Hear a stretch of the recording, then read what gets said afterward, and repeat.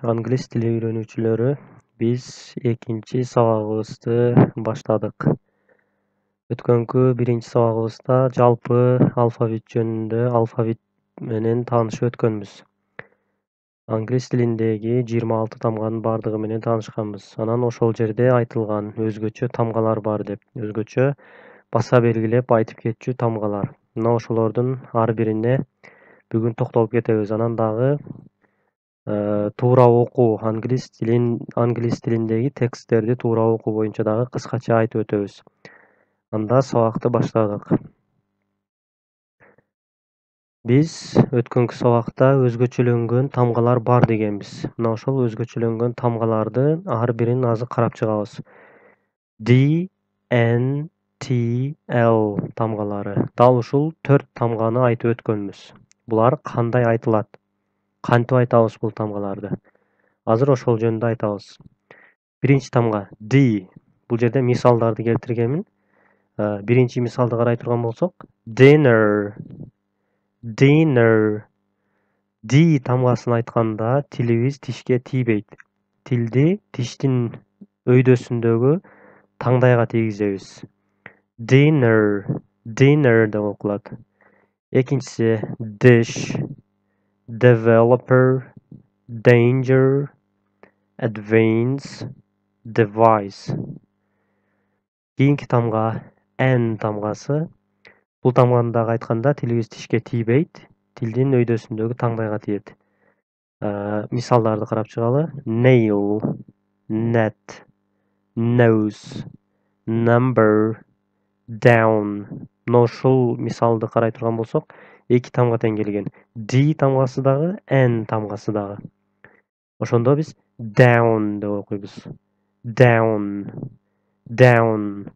Биринчи бул сөздү окуганда тилибизди тишибизге тийгизип туруп окуп көрөлү, өзүбүз мурда окуп жүргөндөй кылып. Анан мен айткандай туура эреже боюнча окуп көрөлү. Айырмасы болот. Мына down, down. Айырмасы бар. Кийинки мисал hand, hand. Бул жерде дагы N тамгасындагы, D тамгасындагы ошол биз айткан эреже менен окуйбуз. Hand. Анан бул тамгалар сөздүн башында келеби, аягында келеби, ортосунда келеби, айырмасы жок. Ошол эреже менен окула берет. Кийинки тамга T тамгасы. Бул тамга дагы дал ушундай окулат. Type, twice, turn, table, start, 10. Кийинки мисал L тамгасы. L тамгасын айтканда дагы тилибиз тишке тийбейт. Тиштин өйдөсүндөгү таңдайга тиет. Анан бул тамганы мындай жумшак кылып айтпайбыз.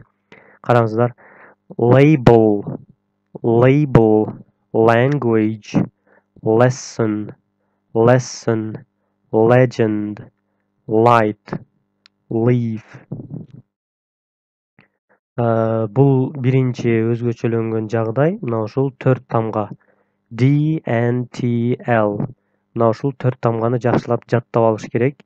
Бул аябай көп колдонулат. Аябай биз тексттерди окуганда көп учуратабыз бул тамгаларды.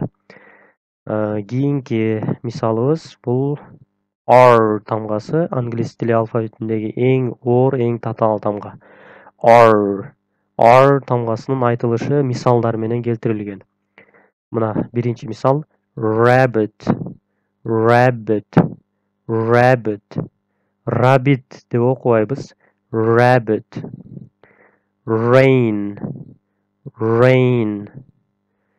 Kyrgyzstan, Kyrgyzstan, Kyrgyzstan. Байкасаңыздар, R тамгасы таптакыр башкача айтылып жатат. Кыргызстан деп окулбайт. Англичандардын сүйлөгөндөрүн эгер уксаңыздар, Kyrgyzstan деп айтышат. Kyrgyzstan.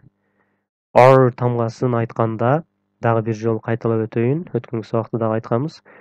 R тамгасы бул айтылганда тилибиз кайрылат. Тилибизди кайрыйбыз дагы. Анан ошол тилдин учун таңдай тарапка алып барабыз. R алып барып туруп, анан тилди артка тартышыбыз керек айтып жатканда. R. Негизи бул тамганы өткөнкү сабакта дагы айтканмын, азыр дагы кайталайм. Бир эле 10 мүнөттүн ичинде же 1 сааттын ичинде бул тамганы башында үйрөнүп кетиш кыйын болот жаңы үйрөнүүчүлөргө. Ошондуктан бир аз сабыр кылып, кийинчерээк барып бул тамганы дагы айтып каласыздар. Кийинки мисалга өтө берели. Rocket, rocket, red, red, record, record, color, color. Мына ушул мисалды карайлы. Color дегенде биз L тамгасын дагы айтып атабыз. L тамгасы жоон айтылат, ничке айтылбайт. Анан бул тамганы айтканда тилибизди тишке тийгизбешибиз керек. Анан R тамгасын дагы өз эрежеси менен чыгарсак, биз ошол англичандардай сүйлөп калабыз. Англис тилдүү адамдардай эле сүйлөп калабыз. Ушул жогоруда келтирилген тамгаларды анан мына ушул R тамгасын жакшы чыгарсак. Color, color, record, record деген сөздү дагы D тамгасын ошол мен айткан эреже менен айтышыбыз керек. Record. Kyrgyzstan, Kyrgyzstan N тамгасы келип атат бул жерде. Кийинки мисалыбыз бул V тамгасы. V тамгасы кандай айтылат? Кандай өзгөчөлүгү бар бул тамганын? Бул тамганын өзгөчөлүгү бул басым менен айтылышы керек. Бул тамга мындай эки тамга, эки V болуп айтылышы керек да. Биздеги жөн эле V эмес, бул V. V, эки V кылып айтабыз. Англис тилинде тексттерде учуратканда бул тамгага басым коюп окушубуз керек болот. Ошондо туура так окуган болобуз. Мисалы бул жерде мисалдар келтирилген. Сөздөрдү окуп көрөлү. Developer, developer. Караңыздар, D тамгасы келди бул жерде. D'ни биз жогорудагы айткан эреже менен окуйбуз. L тамгасы келди. Муну дагы биз айткан эреже менен окушубуз керек. R тамгасы келди. Анан V тамгасы. Developer. V деп developer. V-га басым коюп айтып атамын. V-ны эки V кылып айтып атамын бул жерде. Кийинки мисал never, never. Vegetables, vegetables, vegetables. Very, very. Vocabulary, vocabulary. Verb, verb. Adverb, adverb. Love, love. Жакшы, бул тамганы дагы жакшы чыгарышыбыз керек, жакшы айтышыбыз керек. Кийинки слайдка өтө турган болсок, бул жерде эмнени айтканбыз? Бул жерде S тамгасы менен H тамгасы биригип Ш тамгасын берет. Байкаган болсоңуздар, өткөндө алфавитти өткөнүбүздө биз Ш тамгасын айткан эмеспиз. Тагыраагы англис тилинде Ш тамгасы жок, жазылбайт. Ш тамгасын биз кантип жазабыз? Дал ушул S тамгасы менен H тамгасын бириктирип жазсак, мына ошондо биз Шны жазган болобуз. Бул жерде мисалдар келтирилген. Мына S анан H тамгасы жазылып атат. Бул эки тамга биригип Ш тамгасын берет. Ошондо бул she болот. She. Кийинки мисал shadow, shadow. Share, share. Short, short.